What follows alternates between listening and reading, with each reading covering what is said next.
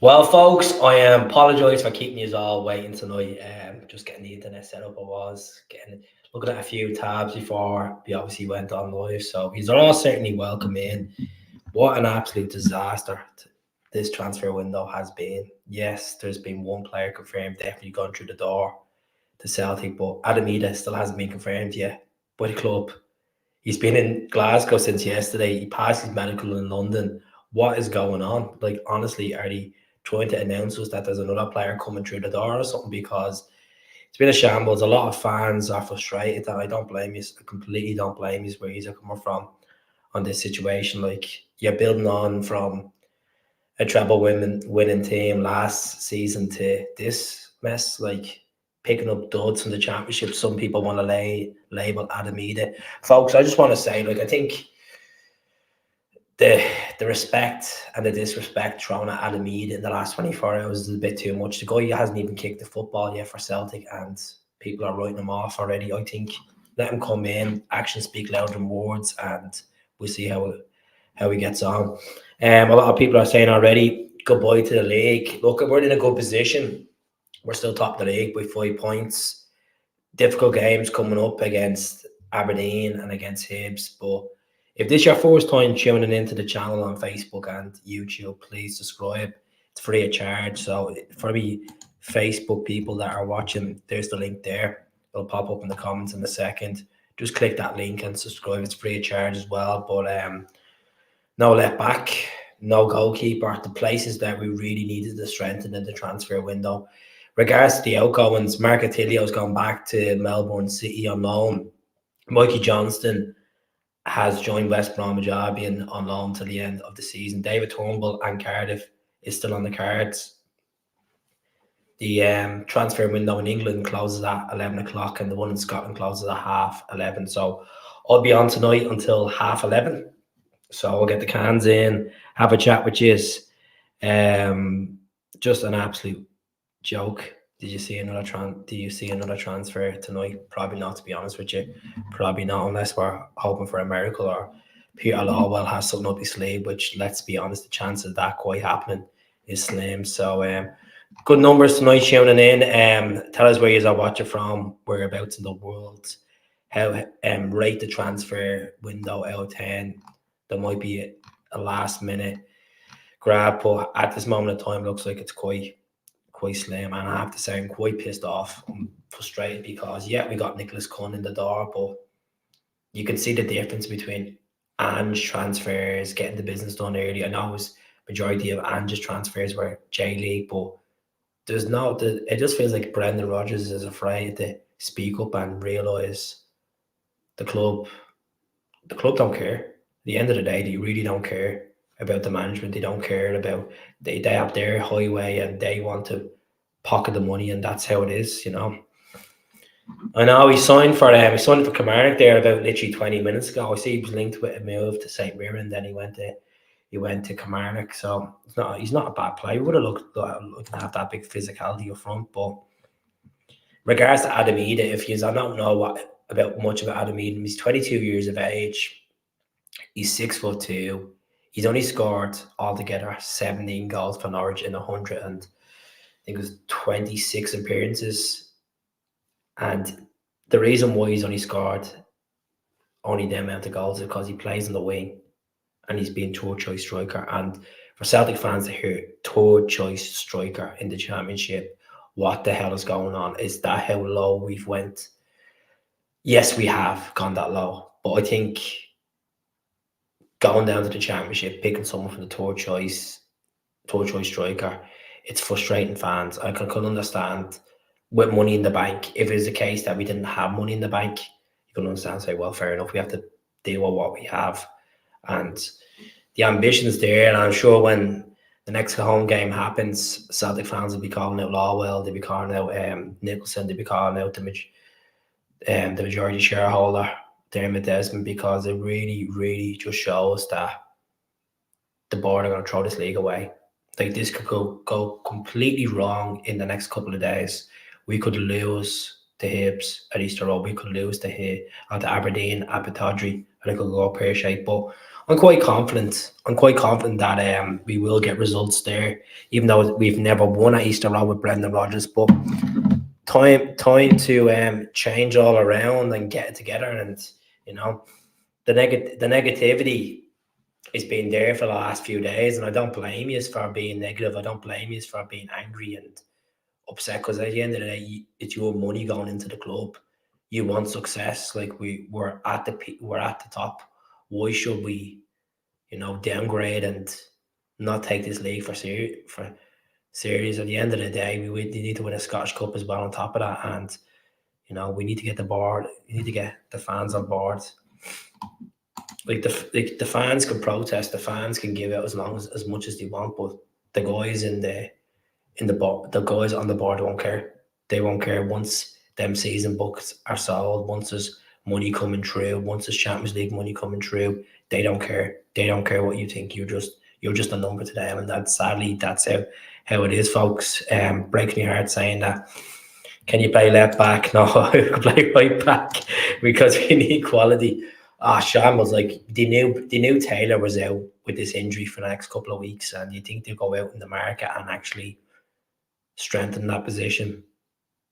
No, that's just Peter Lawwell. Peter Lawwell's back in the fold, and it's just a disgrace that the lack of activity, the lack of inbound players coming in this window it's been the worst transfer window I've seen at Celtic since I've been supporting them.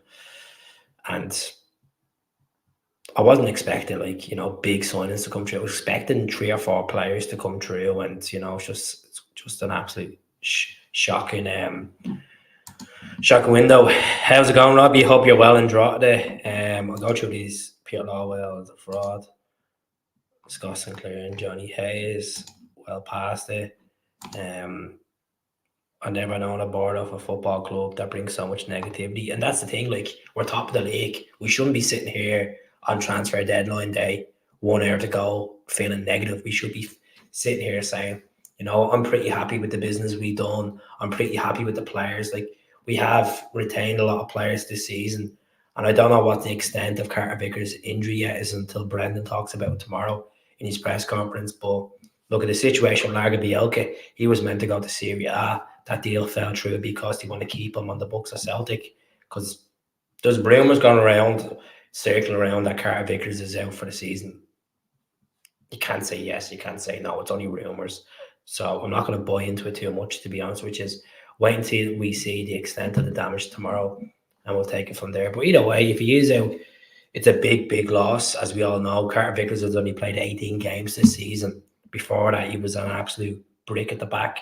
He never really got injuries. I just feel like, is it the style of football, the style of training that's affecting them getting this? That's literally his 3rd injury this season.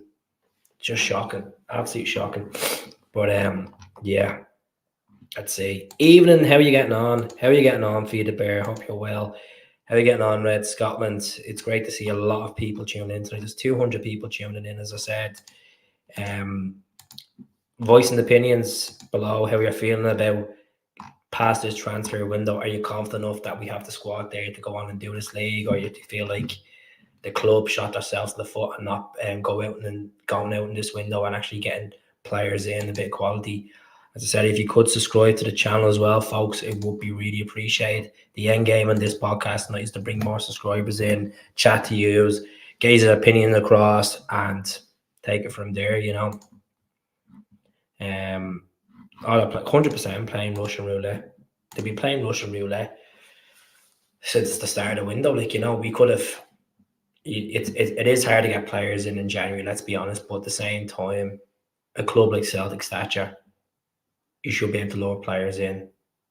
I know the wages could be a big problem as well, but there's players there that are dying to take that step to a fabulous club like Celtic, win trophies, hopefully play European football next season. Even the business with Idah, that's a 6-month loan. That's no obligation to buy. That just shows Celtic have literally bargain basement for this. So I'm gonna have a quick look here. Just have a look at the socials and see have they even confirmed Idah yet. No, It's still Mikey Johnson. Wait. Oh, it's confirmed now. Just confirmed literally 1 minute ago. It's confirmed. He's joined until the end of the season. So there we go, folks. Oh, you won't be able to see it with the green screen. So it's being confirmed. Adam Idah is a Celtic player until the end of the season. So I wish Adam the very best. I know a lot of people didn't want that type of player being brought in. They want to expect a bit more quality, but the a lot of the Norwich fans are a bit 50-50 about him. I was watching a few podcasts today. Some saying that he should have went on loan a couple of years ago, saying he was never going to get as a first choice striker ahead of Pukki and other players that are there at the moment. So is there an option to buy? No, there's no option to buy. The reason why, regards to Anthony Joseph of Sky Sports, he broke the story yesterday. So yeah. Good night, everybody from Celtic Park and the board. Kieran, no, very disappointed. 100%. All your hard-earned money into your season book and into the merchandise and into buying Champions League tickets. This is what you get back in return, folks. You get a guy that's a third choice striker in the English Championship that's only scored a total of 17 goals, I think, in his whole career in Norwich in over 100 appearances. This is what you're getting back. Some people might label it as being scammed, being conned, being lied to, being misled. I've heard a lot of that today, but it's how you feel. There's going to be fans. There's going to be probably about 10% of fans on this that will feel like, you know what, you have to stick by the board. There's going to be 10% who will stick by the board and say, yeah, look, he's are panicking, he's are thinking too much into this. We're fine, we're okay. And to that 10% fans out there, I think you need to wake up, because there's worrying bells there. It's been last two windows have been disastrous. Last two windows, yeah. Naroski's starting to come on. Palma is starting to come on at stages. Kwan was sent on loan. Yang should have been sent on loan. Tilio's been sent on loan. It's just been an absolute embarrassing bit of business. The recruitment at Celtic is a joke. Mark Lawwell, Peter Lawwell need to get it together. Honestly, it just feels like it's a family-run business at the moment, and the customers, which are the fans, they're not getting a say. There should be a middle person between the fans and the club. And yeah, fair enough, we have a liaison officer and all this malarkey, but we need someone in there to be on that board. Actually, they claim they're Celtic fans, but if they were Celtic fans and they want the best for the club, they should be going out and investing, 12, 15 million in this window and taking it serious, because at the end of the day, the league is up for grabs. The Scottish Cup is up for grabs, but also the Champions League qualification, the new structure of the Champions League, is the most important thing for Celtic fans. But going forward as a club, don't even bother thinking about Champions League next season, because we're going to get embarrassed in the Champions League next season, because there's not enough quality coming through the door. And the club might think they've done a bit of PR stunt and getting all these guys, getting the likes of Atate, New Deal, O'Reilly, Carter Vickers, Cal, Kyogo, Maeda, Welch, Ralston. All these guys are bad on new deals, keeping the key assets. But at the end of the day, you need to strengthen your squad as well. Go to that level. I'll look at it later on, to be honest with you. I'm not even arsed now, to be honest. I'm not really. So we've less than 1 hour to go until the window closes in Scotland. 25 minutes in England. Can't see anything happening. We'll be, at this moment of time, it looks like we will be in the Champions League next season. We're still top of the league. There's loads of football to be played. We win our derbies. We don't mess up. We don't drop points at home like the way we did to St. Johnstone and Motherwell and Hearts. I think we should be okay. You've seen the evidence was there on Saturday against Ross County. Some of these players just can't get into their heads how serious this is this season. Some of them are literally sleeping. Like, I know we all expect the man, the consistency, but there's just half of them are just look like they're lost. I don't know if they just look like they're burned out or they're not bothered. It's a concern, folks. It really is a concern. I know he's confirmed there. I was seeing it there. It's confirmed. It's confirmed literally 5 minutes ago. But it took a while for that to be confirmed, considering he flew in last night. He done his medical yesterday in London. So like, I don't know what to say about Adam Idah. All I can say is wish him the very best. He's going to put on the hoops on and hopefully bang a few goals and help us win the league. That's all I can say. It could either go that way or it could be an absolute disaster. So hopefully he can come in and, make a difference. I think a lot of people have just really judged them before he even kicked the ball. And I think that's a bit harsh. At the end of the day, yes, we all look at stats, we all look at previous experience, but this might be a new chapter for him to kick his career on and see what happens. I just think it has been the worst window we've seen in recent times, and Tesco Rome is better than Celtic. Probably is. Tesco Hog is better than Celtic at this rate. 60 million, but the club should have, like, there should be questions thrown at the club and answers as well back to the fans. Where is this money being pocketed? Is it a case that it is being put into the training facility? Is it a case that's being put into long-term deals for these crop of players that we have at the club? What is going on? What is actually going on at that club? Because it seems like you've seen the Bills at full time against Ross County. I don't think this is the end of the Bills, to be honest. As much as we don't want to boo our team off a full time, we weren't booing our team. We were booing the board. And I know there's going to be fans that are feeling like this is very premature. Why are we on a Celtic podcast tonight talking negative about a transfer window? We need to move on, and you can't move on, because if this keeps going the way it's going to go into the summer, and they're not going to go out and pinpoint players. They're not going to recruit well, and it could happen. Like they tapped into the Man City academy for years, and then now it's the Benfica one. Who's next? They're just. It's. I can understand the landscape of Scottish football where the wages is not at the level of nowhere near Premier League wages. I can understand that, but it's embarrassing. It's embarrassing that we have money there that well. Look at Martin O'Neill's day. Like, Martin O'Neill brought in quality, he brought in experience. Yes, a lot of the players we couldn't really make profit on a couple of years later, besides the likes of Petrov and stuff. But we had winners there, and we don't have enough winners in the team at the moment. I really believe that we're lacking the leadership from some players, and if you don't have the leadership in the Scottish League, what makes you think you're going to have the leadership to go in and do well in the Champions League game?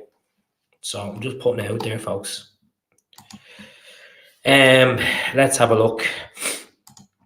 We should have went for Mojang, but the thing about Mojang is Aberdeen have sacked Barry Robson over the last couple of days, and they weren't willing to sell him for less than 5 million. So that's the situation. Ollie, how are you getting on? Long time no speak. I hope you're well. Vad Hoydunk, 77 games, 27 goals, 22 goals. It's not even the quality of the league. It's about attracting these players. We've attracted Robbie Keane in the past. We've attracted Craig Bellamy in the past. We've attracted them type of players to come in and do a job for Celtic. And I know football's changed since then, but it's a massive club, but it's the way the club's being run. It's the way the CEO, it's the way the chief executive, it's the way the manager sells a club to players. I don't know, some fans might feel like, we shouldn't have to sell a club of Celtic stature to players, but you have to, because you never know what's going on in the background. They might have 2 or 3 offers that might be more lucrative with regards to wages, or, better quality teams to playing against. You have to look at that perspective. I'm just worried about what happened. I wonder how many players they approached. I wonder how many inquiries they actually put in, because there was a lot of talk, as they do in January, but there was are we going to see Nicholas Cohn start the weekend against Aberdeen, or is it a case that he's going to be on the bench? We'll see what happens. Is there a point of playing the Champions League if we, our fans, are going to not going to see any benefits from the money getting whacked in Europe every week. I understand that, Sean. I completely understand where you're coming from, but at the same time, you got to look as a board decision. You need the Champions League to financially keep a club healthy, But at the same time, if you're going to keep a club healthy, you go out and actually invest quality in the squad, and there's not enough quality in the squad. We have Matt O'Reilly there and might get sold for 25 to 30 million in the summer. We have a Tate injured now for Japan. Played for Japan yesterday. We have Carter Vickers injured.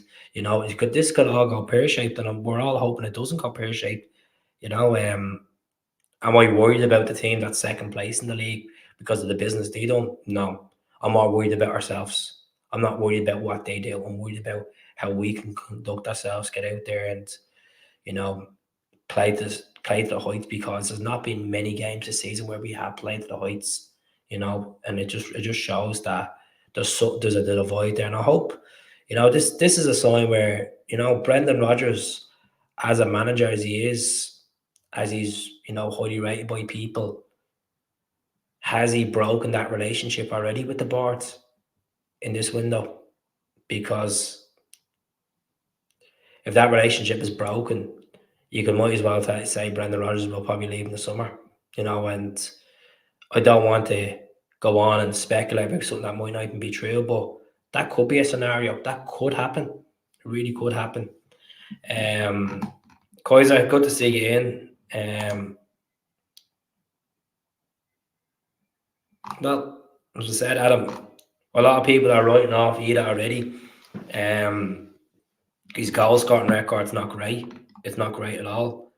But you gotta respect and back every player that plays for us. As much as Bear the Bay's been a dud, you still they put the short on. You still wanted to bring success. And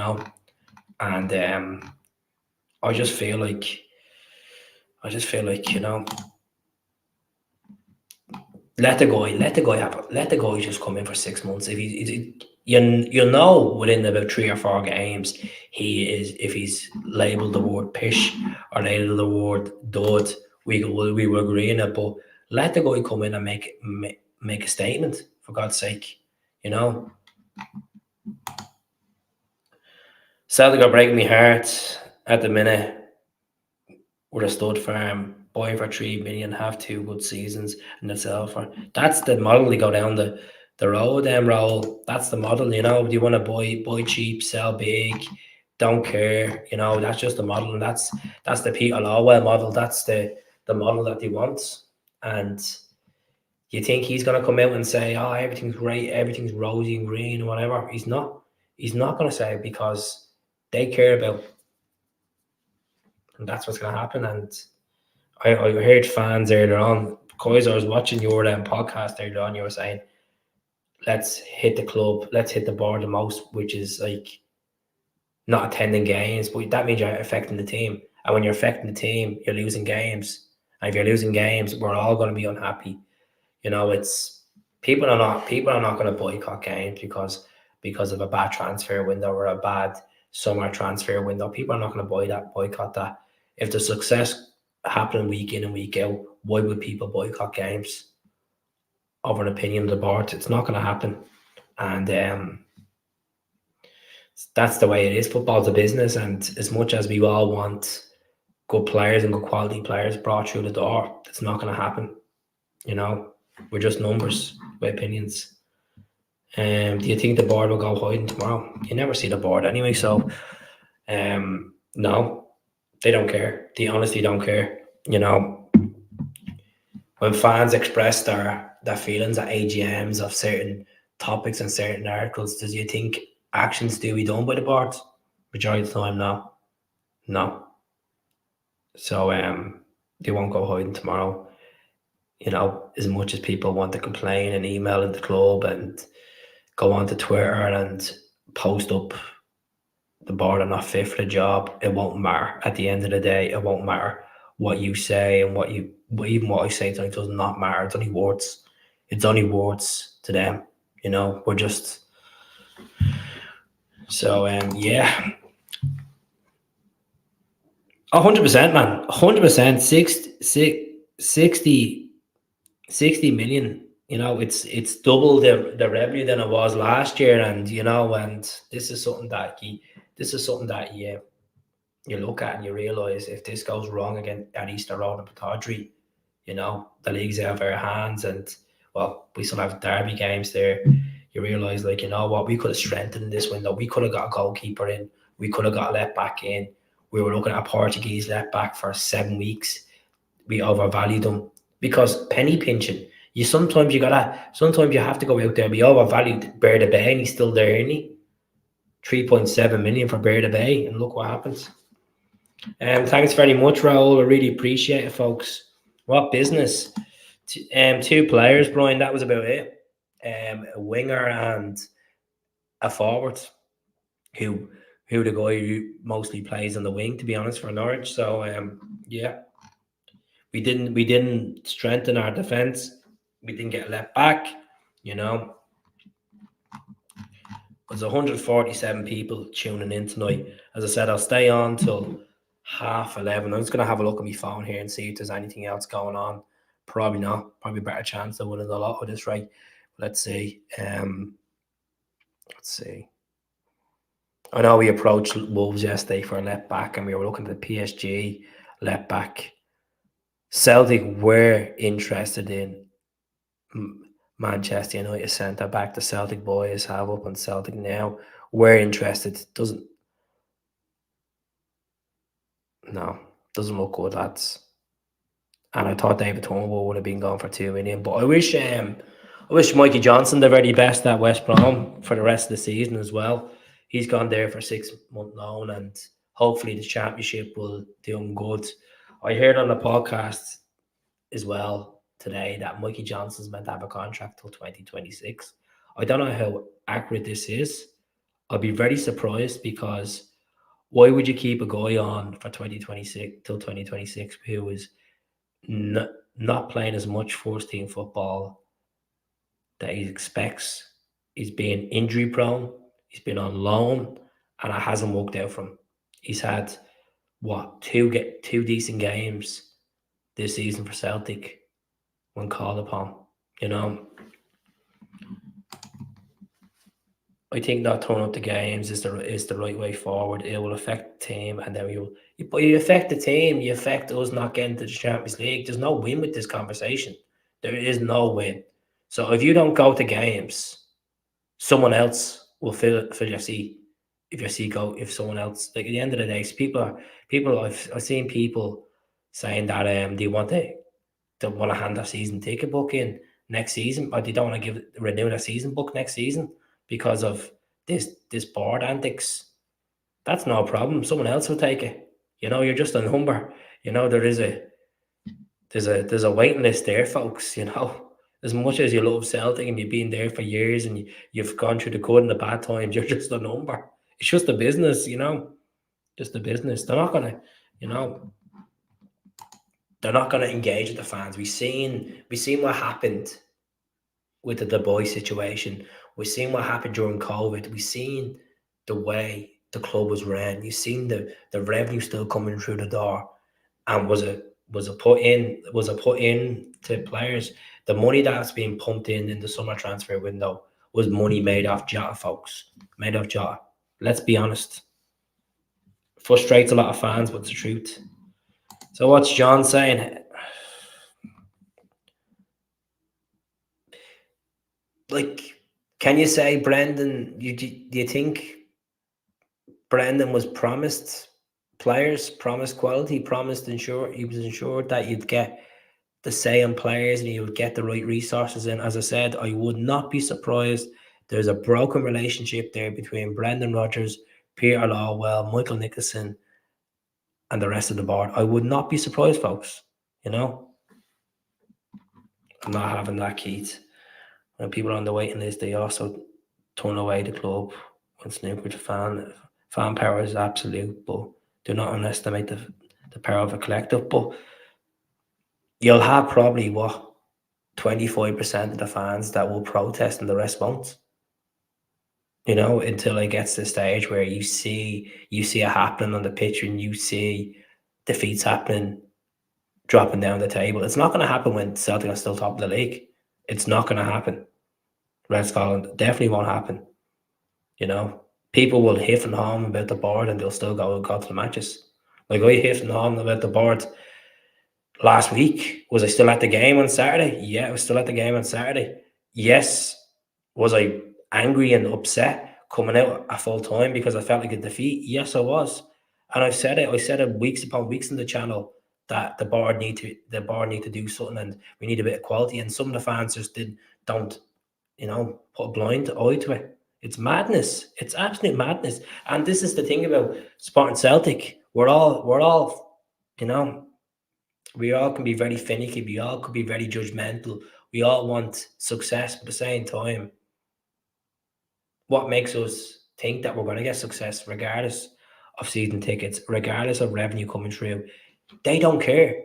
They boast on about, you know, revenue coming through, and that we've sold this player for this much, and we signed this player, and we're still in a great state. It doesn't matter. It really doesn't matter to them, you know.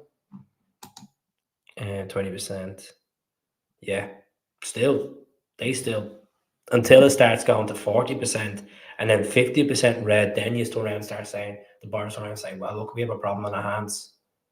Their arguments, they will back it up and say, oh well, we've made money, we're top of the league. Why should you be protesting when we have a crop of players there that are signed long term deals, that we have a manager in place, we're not second place. That's their comeback to everything, and that's not good enough for fans, and we don't want to hear that. That's what their comeback. You see how cheesy when it comes to the AGMs, that 1v1 or that two or three on the board are talking on the Celtic TV saying, oh, this is what we brought through. It's not good enough. It's been an absolute disaster. It's been a disaster of a season so far, in my eyes. Yet we won the derbies. We got knocked out of the Champions League. We got knocked out of the League Cup. It's just, it's been a bad season so far, and I hope we can turn it around in the second half. And am I confident we'll win the league? Just about win the league, I feel, at this moment in time. As I said, there's 37 minutes left in the transfer window, and I can't see anyone else coming through that door. Good evening, Plunge. How are you getting on? Hope you're well. This is disgrace. I've had enough. I'm not giving out. I'm not giving Lowell any more of my money. I know. I can understand your frustration. I completely understand where you're coming from. I can understand a lot of the fans are coming through tonight. Really, really, like, what's going to happen next? What is next? That's what we're all wondering. Is there a case that we will cruise this league? And I know some fans will probably laugh when I say that we'll cruise. But I'm being honest, like, we could cruise this league. We could go out there now and get the head down. We haven't lost in 6 games, folks. I'm trying to give a bit of positive here as well. We haven't lost in 6 games. We're on form, considering the weekend, missing 2 penalties. We still won the game. As much as I felt like a defeat in my eyes, we still won the game. Need a Diego bomb. I think I need about 12 of these, man, to be honest. These Morettis. Went down for a point earlier on. I was just like, you know what? Is there a point even looking at this phone? Is there a point about looking at it, like, I don't know, there's going to be fans that are like, oh, you're spoiled. You expect this, you expect that. Like, yeah, because we have the money in the bank. If we didn't have the money in the bank, I won't be moaning. Simple as that.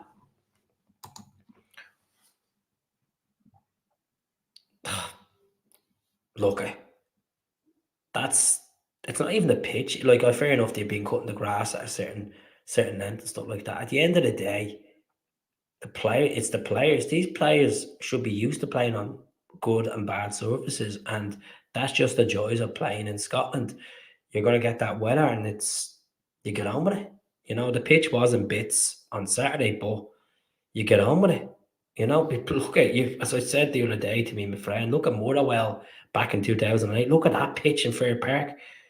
Look how bad that was for months. It took them nearly 2 years to recover that pitch and start growing grass on it again. You know, I'm just we worst window ever. Rate this window at 10, folks. Be honest. Rate it out one between 1 and 10. Rate it one out between 1 and 10. You know, why did it take so long to announce Idah? I really don't know, to be honest with you. I don't know if they were trying to do a PR stunt, getting someone else in the door. That's what I was thinking. 24 hours he's been in Glasgow, but he's now alone to the end of the season. As I said, I don't want to criticise the guy. I've seen him play for Ireland, and he's not the most exciting player. Yeah, he's more effective on the wings than playing up front. Not all the goals he scored for Norwich have been really exciting goals. A lot of them have been tap-ins, and I still make stats, but it's a different dynamic. At least we have someone else in the door. Like, I was still away in the Asian Cup. My aide is still away. I know Atate's injured. Yang's still away, even though I don't rate Yang. I don't rate Yang whatsoever, folks. I know. Hope I'm wrong about Yang, but I've wanted Mikey Johnson to go in the window, and we got that. Kwan's gone. Tilio's gone. Montgomery came back from Fleetwood. He went to Motherwell, and then now he's back because he's going to go through rehab to get himself better in regards to his injuries, because he's struggling with injuries, really bad injuries this season. He's only played 6 games all season, so I feel sorry for Adam Montgomery, and I hope he gets there. Speaking, let's see this. Well, he's a Cork boy, so he knows what the situation is. This is all PR, right? And then you think about it, isn't it, Ollie?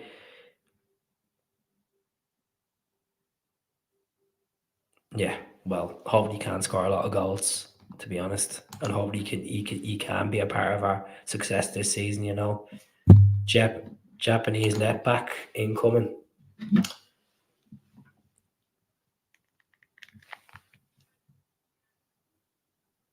Well, that's it. Well, look, I answer as much questions as I can. I know a lot of podcasts don't feel comfortable answering certain questions because maybe certain podcasts are on the fan media side, and you have to respect that. At the end of the day, they don't want to come across as their anti-board or this and that. At the end of the day, we love the club. We all love the club. We all have to question what is going on. What's going on from the top down to the bottom? What's the broken piece here? Is it the chairman? Is it the recruitment? Is it the manager? Where does it go wrong? That's the question. That is really the question. Is it just a case that they rely too much on, as Plunge says, projects? I know you mentioned this earlier on a podcast as well, Plunge. Is it a case that they expect too much project players? They want to bring in, quantity over quality. What is going on? And I don't want to come across as being a moan bag tonight, because I'm not a moan bag. I'm excited. I'm usually one of the most enthusiastic Celtic podcasters you can watch. It's just, I know I've had enough of this window, folks. I just had enough of this window. I just think since Nicholas Cohn came in the doors, like, you know what, this is not going to go anywhere. We're not going to get Kravista, and we're not going to get Vladdy Marson, the Icelandic keeper. We're not going to get Queevy and Kelleher. We're not going to get Shanklins. We're not going to get Morosky, whatever his name is. We weren't going to get these names. And that just shows that, you know what, you really are playing before. You've been linked with some decent players, and you're playing before. I'd rather Keith got the chance to put questions to the Celtic manager than most fan media that don't want to ask. I never get the opportunity. I don't want to do it. To be honest with you, I don't really want to do it, to be honest, because I don't want to feel like I'm censored. I don't want to feel like I'm certain things. It'd be nice to meet the team. It'd be nice to meet Brendan. It'd be nice to obviously engage with the players and stuff like that. But no, at this moment in time, it's not something that I'm interested in doing at the moment. I'd rather speak to you. Yous are more important than me sitting there and being filtered and asking Brendan Rodgers a question and sound embarrassing while the press conference is done and recorded it and then pull up at 5 o'clock. No, it's not me. It's not me. I'm sorry, folks. It's not me. And maybe down the line, I don't live in this ego of like where other podcasts think like, they have the access and they think they're better than others.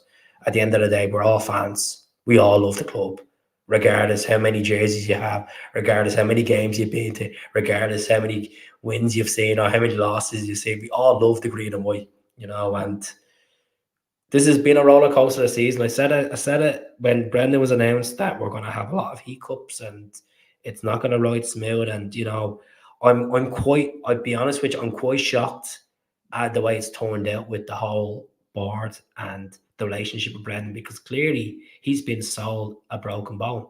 Really has been sold a broken bone, and I don't think the fans should turn on him. It's not his fault, you know. Maybe he should be more vocal, but we don't know what goes on behind the scenes. And you know, how do we know it's Rogers' fault for this window? It's not Rogers' fault. I'm sure he had players that he wanted to get, and I'm sure the board are just being stubborn. And I don't like saying this, but there's a part of me that has been going through my mind. I don't know if you will agree with me. I know there's over 120 people watching right now, and it's quite late, and I respect you all coming on and watching this, folks. A part of me thinks that this is their way of getting back at Brendan Rodgers because the way he left Celtic, played a hard ball for the first season, and then he'll be rewarded. That's a part of me thinking. I don't know if he's on the same boat with that. I just think, this is their kind of way of like, ha ha ha, we got you back in the door. Now you play under air guard. If you don't play under air guard and you listen to what we give you, it's not going to work. Maybe they just want to tarnish Brendan Rodgers' relationship with the Celtic fans completely, even though he came back in the door and he wants to win trophies and prove the critics wrong and stuff like that. You never know. You honestly never know. As I said, I just think that's what it is. And I think, I spoke to my uncle the other day about this. My uncle did not like Brendan Rodgers, hated Brendan Rodgers when he left, like a lot of fans did. And he turned around, he said these words to me, Keith, now my opinion is changing on Rodgers because I can see what that board is doing to him. He is calling out press conference upon press conference of quality and what we need to strengthen, where we need to build, where we need to go forward as a club. And he looks like he's drained. He looks like he's just, I've been here before, I've said this before, and there's something going on. There's something going on. And as I said, I back the manager. It's not the most comprehensive football to watch this season. But at the same time, I don't want to sound a broken record. I've said this hundreds of times in the podcast, and I'll say this again. You give him the tools, let him work, and the difference, I know people have came out and said, I've seen posts this week of, I miss Ange. If Ange was in the door, this wouldn't happen. Move on from Ange. Move on. Every manager has a different relationship with different boards, a different relationship there. And you need to move on from Ange. Ange is in the past. Ange ain't coming back. Ange brought success, and you move on. You have to think about the now and the future, not the past. Our past is unrivaled. We have that European Cup. We have that world treble record. We have some fantastic days out. We've won 11 out of 12 leagues. We've won 5 trebles in that space of time as well. But look, let's be honest here. Let's be honest. And I know fans turn around and say we're spoiled for success. We want to keep success. We want to keep that bar high. And the board are not reassuring the fans by keeping that bar high, by bringing in quality. And what I describe quality is going out and getting 2 or 3 players in the transfer window that could gel in and be long-term players. If the 22-year-old left back that's only played 20 games for our club over 3 years, get him in. Let him build. Let him build his experience. Let him play in the big games. Use your youth. You know, we've seen Mitchell Frame coming on against Feyenoord. Where has Mitchell Frame been since? What is going on? We let Ben Doak go. Ben Doak wanted to go because the club and the deal wasn't lucrative to him. He wanted to go to Liverpool. And he went. You know, and this is what happens. You know, it's frustration. It's frustrating because we seen what happened in lockdown. We had fans argue upon argue on podcasts with each other because of pro Lenny, anti Lenny, certain player, criticize certain player, and we're a family at the end of the day. And I think the difference between lockdown and now is a lot of people are starting to realise how bad the board run the club when it comes to transfers. You know, they've ran the club into a good revenue machine, and you can't take that away. But it's having the resources there and not putting into the most important thing. You know, yeah. Look at that board; it wouldn't even splash out on grass. Say it's exactly Matthew, exactly. You know, attract brighter youngsters with the possibility of first team football. But that's the thing; it's selling the tool to people. You know, look. We go back to that Scott Brown. Look at the famous Scott Brown transfer. Rangers or Sefco or Zombie FC, whatever you want to call them, they met Scott Brown in a car park. And what did their board do? When they actually were ambitious, they met him down in London, had a fancy dinner with him and Gordon Strachan and Tommy Burns and, you know, Peter Lawwell, and got the deal over the line and got Scott Brown in. And he still holds the record of the highest transfer fee between teams in Scottish football. You know, it's about the way you sell a tool to people. And as much as you got to think it from the outside perspective, you sell to come in for you. What's the pros? What's the cons? The cons might not be the most attractive wages. The pros is you're going to be idolised by the fans. You're going to play in a 60,000 seat stadium. You have a chance to put yourself on the map by playing Champions League or Europa League football. But there's no point of you playing Champions League and Europa League football with players around you that have literally that are not at the quality to take on a player and, you know, cause an upset. We had decent games this season, home games in the Champions League. You know, unfortunate to lose to Lazio, unfortunate not to get the 3 points against Atletico. Good to get against Feyenoord. It's just there's there's a story there that we haven't been told. There's a there's a question there that a lot of fans want to know the answer to. What is going on with this board? They've been around long enough. They should know long enough the ups and the downs. But they look at it as a perspective. There's money in the bank. We've won 11. We've won 11 out of 12 leagues. It's we're sailing okay. It's fine. We don't want. They're not ambitious to go to the next tier. The next tier is right. Let's buy someone from the English Premiership instead of going from the Championship. They didn't even buy anyone from the Championship. They got someone on loan from the Championship for 6 months, no obligation to buy. That just shows how penny pinching that is. And as I said, no, nothing against Adam Idah. I hope he comes in and he does it. So it's confirmed, is it? David Turnbull. David Turnbull, let's have a look. Thanks very much, by the way, who put that up. Having a good old rant tonight. There's like 115 people on, so let's see. So David Turnbull, I wish him the very best. I don't know if I still have his stats here. I don't know. That's not his stats. No, that's not his stats. Is that his stats? No, that's Paolo Bernardo's. Let me see. So David Turnbull, right, folks, won 6 trophies at Celtic. Scottish Cup, obviously, back in 2020. He came off, obviously, that League Cup final against Hibs. Devastated he was. Some really good goals for David Turnbull. Over 34 goals for Celtic, over 130 appearances as well for the club. And, you know, I wish the Bull the very best. Wasn't the most gifted player, to be honest. Wasn't the most fastest player out there. But, my God, he could hit a free kick, and there was some really good moments as well. And this is a guy that he got the injury. You see that famous picture of him, in that Celtic jersey, the New Balance jersey with Neil Lennon, and then the medical obviously failed, and then he went back to Motherwell. Then we got him in, and that COVID season he actually played pretty decent. He was probably one of our standout players considering that season. I don't like saying that. Him and Sorrow actually played well. But he's gone, and I wish him the best. I wish him the best in Cardiff. It's a good standard of football.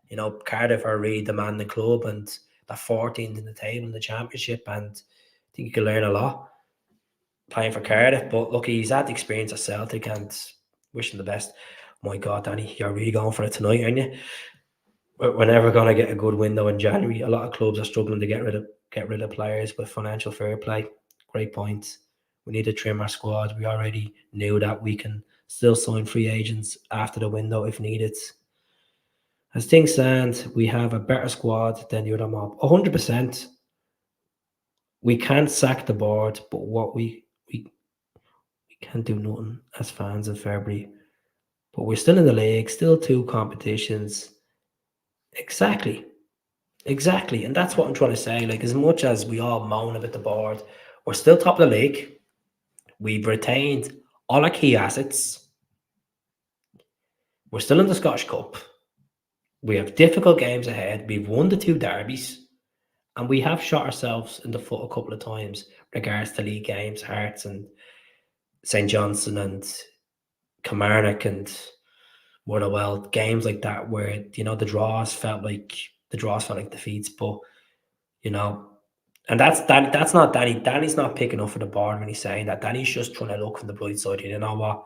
The window's almost closed now. There's like less than 20 minutes left. Let's just move on. And I think after a week or two, I think a lot of this board pressure will ease down a little bit because the transfer window's closed, and we'll all look to the summer and we'll all want quality brought in instead of quantity. And I think it will die down if we're in a strong position in the league. I don't think a lot of fans will still talk with the board. There is the regular people here like Red Scott, like Plunge, like people I see on Celtic podcast that will always mention the board. And fair play to use expressing these feelings on a regular basis. Fair play to use. EPL. I don't get this bit here. Is this what they spent? Is it? This is what they spent in the previous season to this season. The financial fair play does have effect on it, big time. A lot of you put down 1 out of 10. A lot of you put down 3 out of 10, 4 out of 10, or rating the window. I would rate it out 4 out of 10, to be honest. A 4 out of 10. The reason why I'm rating a 4 out of 10, I think it's more the retentions, not the retention, the departures that I'm satisfied with. I'm satisfied that we cleared out the likes of Quan, Mikey Johnson. I know they're all loan moves. Mark Attilio, Idah. I would have been more delighted with the likes of Seacrest going, McCarthy going, players like that. But Bear Bay going, but we had no choice with Bear Bay. We've no left back. Taylor's still out with the calf strain. So where the players that are available, I think we just need to bring. It's with the January transfer window, there's a lot of things that go on in the background. I always say this, and I don't mean to sound cheeky when I say this, folks. I don't want you to think I'm coming across. There's a lot of aspects behind the transfer. You got to think of: is it good for that family to move to that club? The language as well. You got to think about the salary they're being offered. You got to think about the bonuses they're being offered. You got to think about the other clubs that are coming in for you. There's a lot going on in the background. It's not just like Football Manager where you say, I'll take this player, I'll sell this player, bring this guy in. There's a lot. Medicals being involved, personal terms, a lot. No, not signing. Well, we got 2 players in, one on a loan And I feel like a lot of us, because it's transfer deadline day.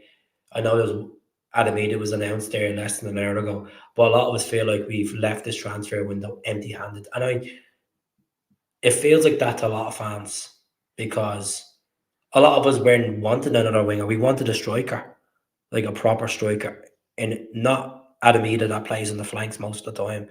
Yes, he can play up front, but he's played most of his career on the flanks for Norwich. When the likes of Pookie was there. You know, well, they've kept the club in a stable position. They've what in their eyes they think that they've done wonders in the last 12 to 15 years, because we've won 11 out of 12 leagues. We've won trebles. We've got into back-to-back Champions Leagues and stuff like that. I know that was down to you know automatic qualification and stuff like that, but they'll tap themselves in the back. But I don't think they should tap themselves in the back. I think it's been absolutely disgraceful, this board. I just think this recruitment has been disgraceful. That we should have a director of football, and that's never going to happen, because that's more money to be wasted, as they say. Quality in, board out. You're not going to get rid of a board when you're top of the league and you're 70 million in the bank. It's very hard to get rid of a board when they think they're doing well. And we'll have less power than them, the current board. Let's see what Brian says. Problem is, we strongly need a forward to help us out. We all know the situation with Kyogo. He's well off of this season. He's probably about 6 out of 10 this season. He's at the turn up for the big games, the Champions League games, the derby games. But my God, my heart goes out to him. Like, honestly, my heart does go out to Kyogo.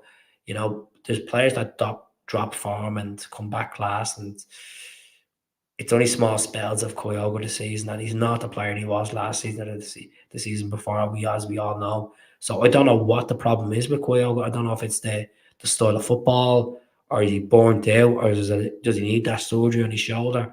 I really don't know. And hopefully we'll see a new Kyogo in the next couple of weeks. But as I said, we don't have a consistent striker. It's been all midfield goals and stuff like that most of the time. 100%. Great comment there. He has some size, but I heard he's not much of a target man. That's it. Like, he's a skillful player, good at holding the ball, quite pacey. 6'2". But we'll see what happens. As I said, there's no point throwing the toys at the pram tonight, folks. It is what it is. We're still top of the league. We haven't got the gems in that we wanted. We haven't used the market. We haven't used the window to the potential we could have used it. We haven't spent $1. Yes, but we'll move on. We're still champions. We're still top of the league, and we'll look forward to Aberdeen on Saturday and hopefully hammer them. Tough to say, because they be obviously at the losing that manager, and they be all out for blood. But we'll see what happens.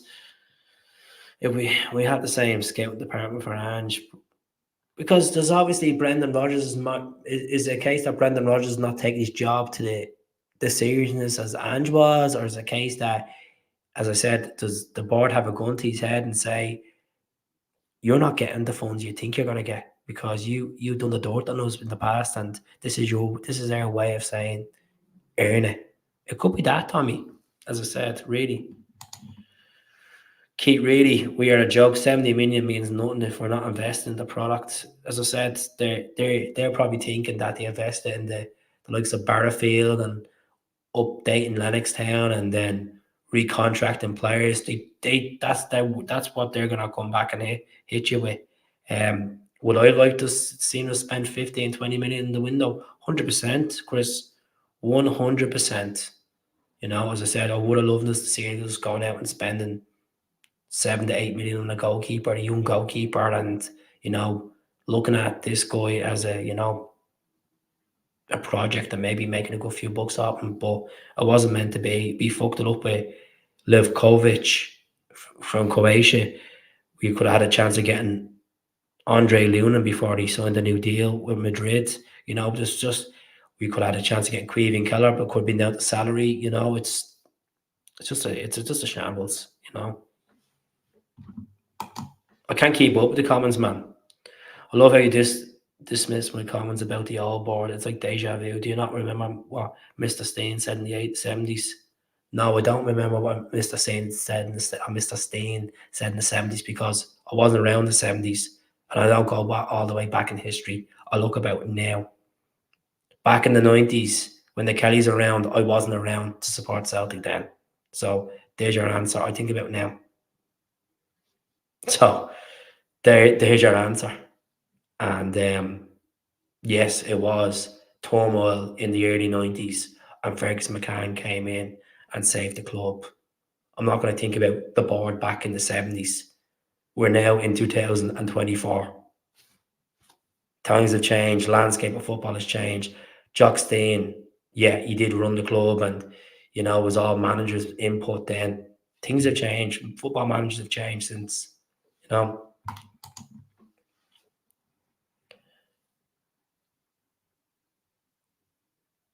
And yeah, but that's the thing with the J League. Are gonna have that. So we have 10 minutes left, folks, of the transfer window. Um, as I said, what transfer window if you into some Celtic fans? He might haunt us this weekend. He's scored against us already this season. He scored against them as well this season. He has goals in him, and even Lucas Shanklin's haunted us a couple of times as well. But we could have bought in the league. We could have went out and been ambitious, Ollie, and spent the 5 million. I think we would have. I think I would have rather spent the 5 or 6 million on Shanklin or Bojan and got someone in that could actually do the job in the league instead of getting a lad like Adam Idah, as I said. Adam Idah's come to Scottish football, and some players that come up from England think that it's going to be a stroll in the park, and it doesn't work out for them. So yeah.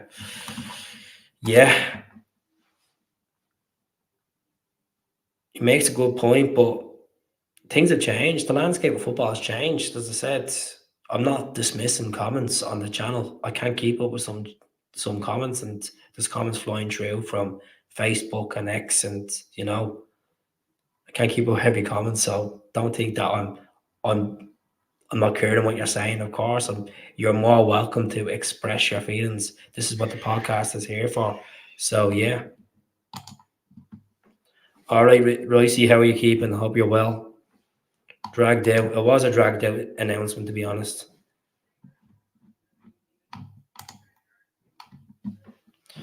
Yeah.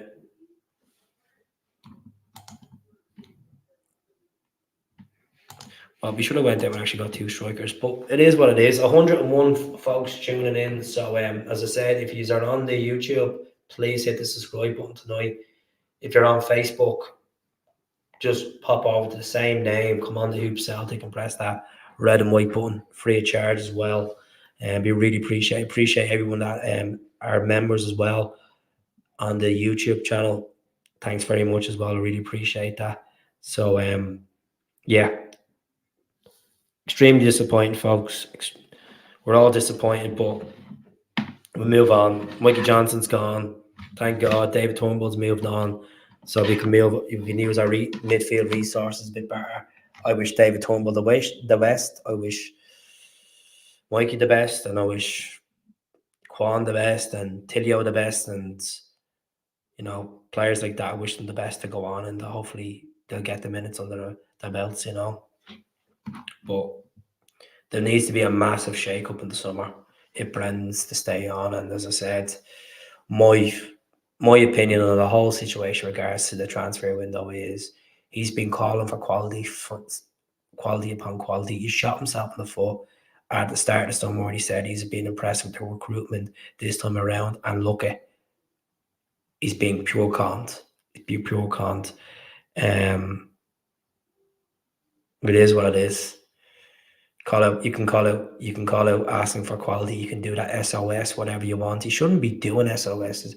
At the end of the day, if you have that relationship with your board and you're a good manager, they should be coming to you and saying, "Oh, Brendan, how's everything going with the training?